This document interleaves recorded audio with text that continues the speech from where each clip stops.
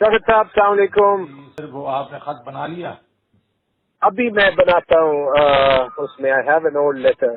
मैं रास्ते में विद असद कैसे अभी बना के आपको बना के उसके बीच में सबसे बड़ा जो पहला पॉइंट बना लेना आप, दूसरे तो आपने पहले बनाए हुए हैं वो बनाएंगे। जो फ्लड्स आए हैं इन्होंने पूरे उसका सब बेड़ा गर्क कर दिया है खैबर पख्तूनख्वा का, तो हमें वहाँ उसको रिहेबिलिटेशन के लिए बहुत पैसे चाहिए होंगे।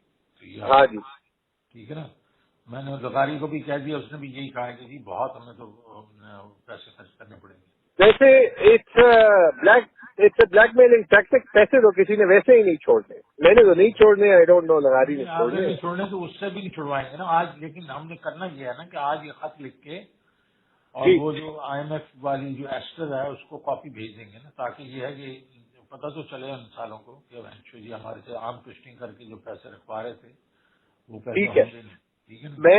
मैं वो बना के I also know the IMF number 2 जो यहाँ पे है, तो उसको तो मैं वैसे ही हर चीज सारी इंफॉर्मेशन उससे लेता भी रहा हूँ। और ऑल्सो तो वो कर देंगे। मुझे मोहसिन ने भी फोन किया था, I talk to him as well. और ये मैं आपके साथ अच्छा बोथ खान साहब and Mahmood Khan told me that वो कल की मीटिंग में कोई डिस्कस हुआ था that we should do a press conference together, but I don't know on what when.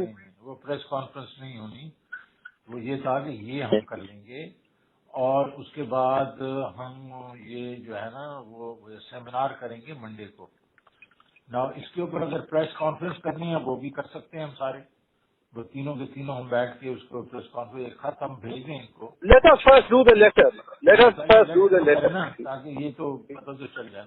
ठीक है ना। ठीक है, ओके ओके।